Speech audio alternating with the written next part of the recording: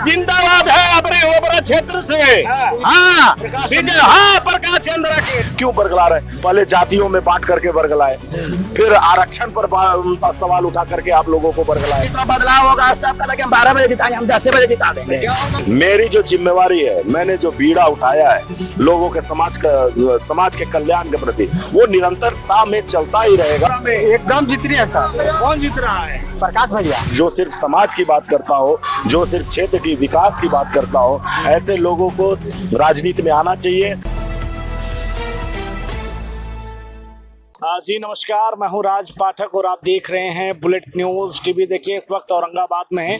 औरंगाबाद के 6 विधानसभा सीट जहां 2020 में महागठबंधन के कब्जे में चले गए थे, उसी सीट को जीतने की जो है वो एनडीए की तैयारी है। और हमारे साथ में लोजपा रामविलास के जिलाध्यक्ष सोनू सिंह जी हैं। तैयारी है, 6 सीट जीत रहे हैं। अरे बहुत धन्यवाद राज भाई। जीत क्या रहे, प्रचंड जीता हो रहा है। आप देख रहे हैं कि हम सुबह से हम लोग ओबरा विधानसभा में ही घूम रहे हैं और ओबरा प्रखंड में अभी हम लोग हैं। आप लोगों का प्यार देख रहे हैं। सुबह से हम चल रहे हैं, मतलब हर जाति समाज के लोगों का इस प्रकाश चंद्रा के प्रति आस्था और समर्थन, आस्था भी है और समर्थन भी है। लगातार ऐसे लोगों की जीत होनी भी चाहिए जिसमें न जाति हो न धर्म हो, जो जाति और धर्म के भेदभाव से ऊपर चलता हो, जो सिर्फ समाज की बात करता हो, जो सिर्फ क्षेत्र की विकास की बात करता हो, ऐसे लोगों को राजनीति में आना चाहिए।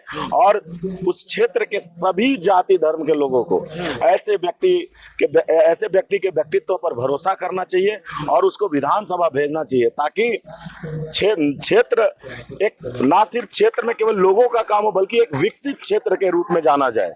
प्रकाश चंद्रा एक ऐसे मजबूत व्यक्ति का नाम है जिसका नाम ही काफी होगा। और हम समझते हैं कि एक विधायक को ऐसा ही होना चाहिए, एक क्षेत्र के प्रतिनिधि को ऐसा ही होना चाहिए कि उसके नाम का डंका बजे।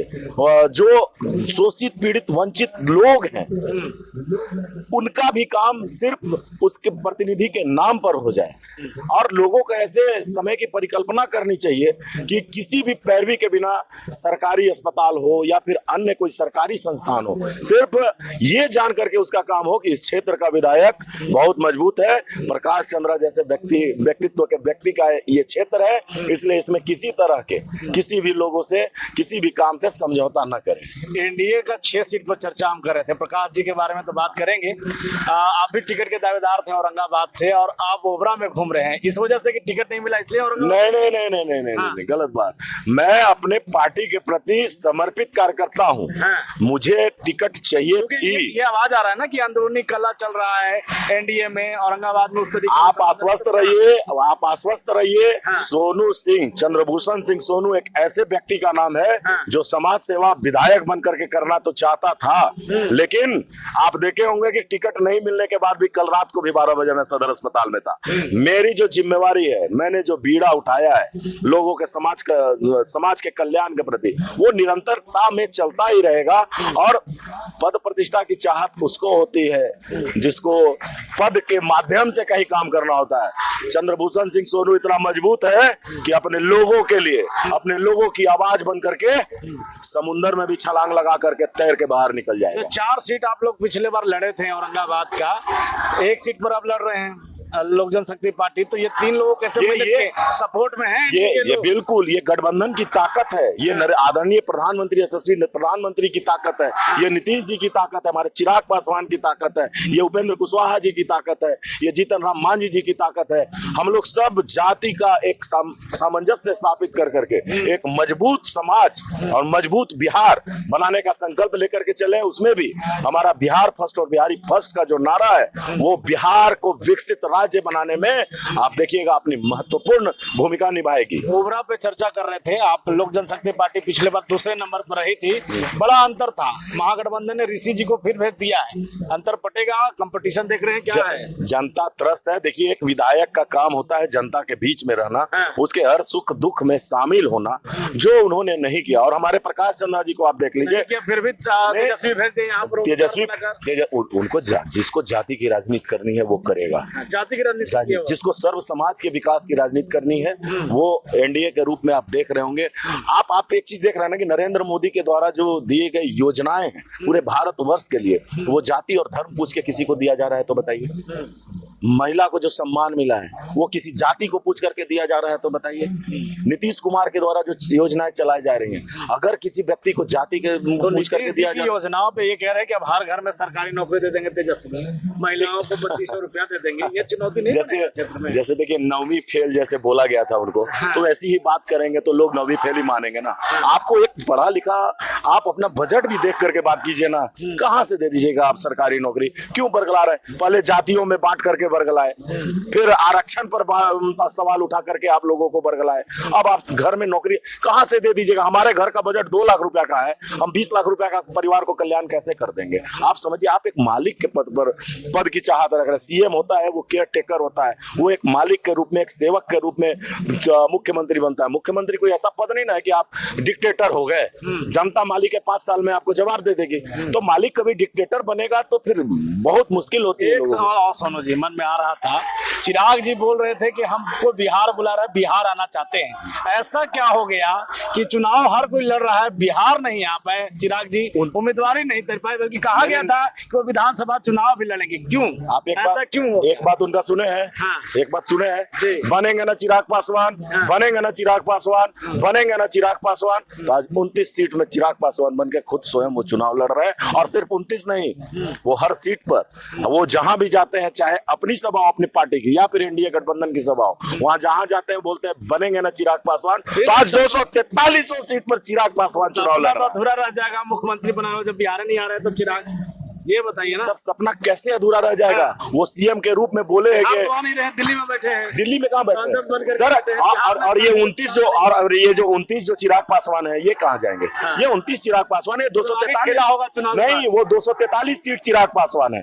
तो हम तो सब सीट पर चिराग पासवान बनकर लड़ रहे हैं। कोई बनेगा वो चिराग पासवान मुख्यमंत्री बनेगा। वो तो चिराग पासवान दूर, बिहार फर्स्ट और बिहारी फर्स्ट का जो विजन लेकर चले, सोचिए उनकी दूरदृष्टि कहाँ होगी। इस पर ध्यान दीजिए, हर बात को खींचने की नहीं होती है। बहुत धन्यवाद। सोनू जी हमारे साथ में थे, लोक जनशक्ति पार्टी जिला अध्यक्ष, खुल करके एनडीए को औरंगाबाद की 6 सीटें दिलाने में मदद कर 50,000 वोटों से 50,000 से जीत रहे हैं। जी बिल्कुल, जी बिल्कुल, एकदम 50,000 वोटों से कम नहीं। हम लोग विनिंग है, हम लोग 50,000 वोटों से बिल्कुल, क्योंकि इस बार जात पात सब जगह से उठ के हम लोगों को वोट मिल रहा है। क्या होने वाला है इस बार ओबरा में?